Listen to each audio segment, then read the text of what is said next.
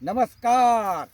आज आपण खुलताबाद शिवारात बाजार सांगवी आणि याला जिल्हा आहे छत्रपती संभाजीनगर आणि बाजार सांगवी फुलंब्रीपासून जवळ पडते आम्हाला आणि जवळ असल्यामुळे येथील शेतकरी खामगावला येऊन गेले आणि खामगावमध्ये शून्य मशागत तंत्रज्ञान नानाजी देशमुख संजीवनी प्रकल्प मुंबई यांच्या विद्यमानं खामगावला एक 70-75 एकर काम चालू आहे. मग बाजार सांगवी येथील शेतकरी रामचंद्र पुंड यांनी तिथं व्हिजिट देऊन हा 6 एकरचा प्रक्षेत्र कापसाचं त्यांनी केलं आणि 6 एकरामध्ये त्यांचे आज आपल्याला अर्थशास्त्र काय आहे जाणून घेऊया. त्यांचे किती पैसे वाचले ते जाणून घेऊया आजच्या व्हिडिओच्या माध्यमाद्वारे. नमस्कार रामचंद्र भाऊ. नमस्कार. आज आपण बाजार सांगवी येथे उभा आहो आणि शून्य मशागत तंत्रज्ञान अर्थशास्त्राची महती जाणून घेऊ. जरा आम्हाला किती पैसे वाचले, काय भारताची काय बचत झाली, नानाजी देशमुख कृषी संजीवनी प्रकल्पांतर्गत शून्य मशागत तंत्रज्ञान तुम्ही राबवलं मागील वर्षापासून, तर तुम्ही जरा तुमचे अनुभव आम्हाला सांगा. सर आता आपलं वर्ष पहिलं आहे आणि आता आपण दुसऱ्या वर्षामध्ये सुरुवात करू लागलो. नानाजी कृषी संजीवनी प्रकल्पांतर्गत पोखरामधून आपण आपला बाजार सांगवी एरियामध्ये आपण पहिलं क्षेत्र आहे आपलं. आपण 5 एकर यासाठी करतो आहे आणि चालू हंगामामध्ये आपण या क्षेत्रामध्ये एकरी 12 क्विंटलचं ॲव्हरेज काढलेलं आहे कापसाचं. आणि यावर्षी आता चालू सीझनला आपण कुठलंही रान तयार करणार नाही आहे, फक्त कापूस कापून घेणार आहे.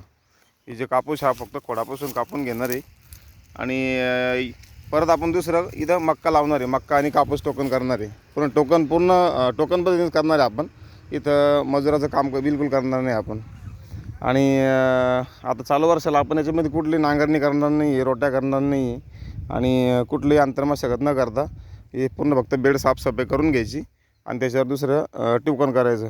तर मग बचतीचा जर खर्च बघितला आपण तर चालू वर्षाला आपण आता इथं नांगराचे रेट चालू आहे 2,000 रुपये एकर. 2,000 रुपये नांगराचे, 1,500 रुपये रोट्याचे, 1,500 रुपये सरी पाडण्याचे, म्हणजे अशी एकरी आपण 5,000 रुपयाची बचत करू लागलो इथं. आणि बचत करायचं कारण म्हणजे फक्त तुमचं जो 5,000 रुपये तुम्ही जे आंतरमशागत करतो आपण, याचं कारण फक्त एकच आहे का आपण बी लावण्यासाठी करतो. याचा दुसरा कुठलाच फायदा नाही आहे. फक्त बी टोकण्यासाठी आपण आंतरमशागत हे सगळं करत असतो. तर आपण ते करणार नाही आहे आणि डायरेक्टच आपण याच्यावर कापूस टोकन करणार आहे. कापूस टोकन करणार हो. आणि खर्चामध्ये बचत. आता हे 2 दिवसात कापणी झाल्यानंतर ह्या ज्या समोरच्या मेंढ्या या सोडणार का तुम्ही? ह्या ज्या मेंढ्या आहे याच्यात कापणी केल्यानंतर सोडून देणार? हो हो, सोडून देणार आहे आणि चेक करणार ते. हो हो. आता एकरी 12 क्विंटल कापूस हा शून्य मशागत पद्धतीचा झाला आणि कापूस हे सोनं आहे आणि संभाजीनगरमध्ये कापसाचं क्षेत्र खूप मोठ्या प्रमाणात आहे. हो. जर कापसावर आपण शून्य मशागत तंत्रज्ञान चांगल्या प्रमाणात पुन्हा उपयोगात आणलं तर एक मोठं काम रामचंद्र भाऊ तुम्ही केलंय असं सर आज हा प्रोजेक्ट SRDवर किती एक क्षेत्रावर चालू आहे? हा प्रोजेक्ट 3,000 एकर संभाजीनगरामध्ये चालू आहे आज. म्हणजे असं म्हणलं हरकत नाही का आज 3,000 एकरवर जे शेतकरी आहे तर ते आज शासनाची इतकी बचत करू लागले. त्याच्यामध्ये ट्रॅक्टरचे डिझेल वाचवणे, ट्रॅक्टरचे स्पेअर पार्ट घसाई, म्हणजे तुम्ही शासनाचा पण फायदा करू लागला. याच्यामध्ये डिझेल वाचून सनी ट्रॅक्टरचे स्पेअर पार्ट घसाई होत नाही. आणि विशेष म्हणजे जमिनीची धूप थांबू लागली. जमिनीची धूप म्हणजे धूप थांबवणं गरजेचं आहे आपल्याला, कारण जमिनीचा आत्मा म्हणजे सेंद्रिय कर्ब आहे आणि जोपर्यंत तुम्ही ह्युमिस टिकवणार नाही जमिनीमध्ये तोपर्यंत तुमची जमीन काही कामाची राहणार नाही. नाही. हो. शासनाचं जे इंधन आहे ते सुद्धा वाचू लागलो आपण. हो. भारताचं ह्या मशागतीवर, शेतीच्या मशागतीवर कितीतरी लाखो लिटर तेल जळतंय आज. हे आज आपण शेतकरी बांधवांना विशेषतः लक्षात आणून देऊ लागलो. आणि सगळं आयात केलेलं आहे ना. आयात आहे, परत ते आपल्याकडे नाहीये आणि आपण बाहेरून आयात करतो इंधनाला. म्हणून इंधनाची बचत आणि वेळ कष्ट बचत, याच्यामुळे आपलं GDPवर फरक पडणार आहे ना. GDP वाचल आणि खूप मोठं काम तुम्ही करताय.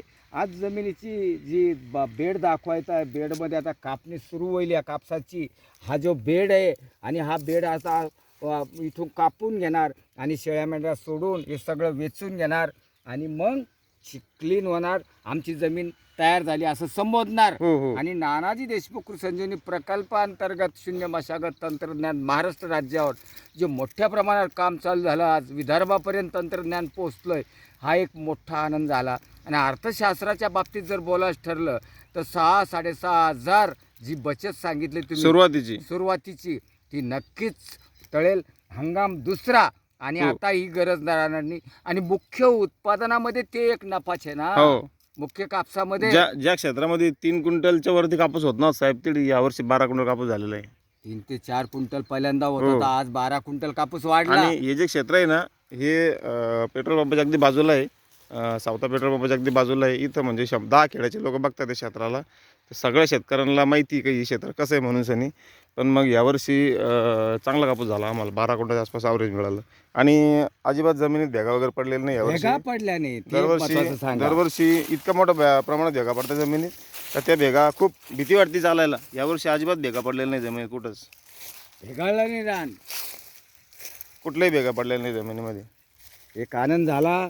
एक जमिनीचं अर्थशास्त्र समजून घेतलं आणि शून्य मशागतमध्ये वाचलेले पैसे समजून घेतले आपण. हो. शेतकऱ्याचा नफा आणि गुणीला हा शून्य मशागतीचा नफा कोटीना आहे हे समजून घेतलं. हो. आणि हे कोटीना पैसे वाचता भूमाता सुरक्षित राहते, भूमातेचं आरोग्यसुद्धा चांगलं टिकून राहतं. आणि पुढच्या पिढीला आपण चांगली जमीन देऊ, सशक्त जमीन देऊ.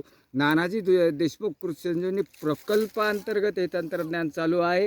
आज आपण रामचंद्र भोकून अर्थशास्त्र समजून घेतलं. धन्यवाद. जय हिंद, जय महाराष्ट्र.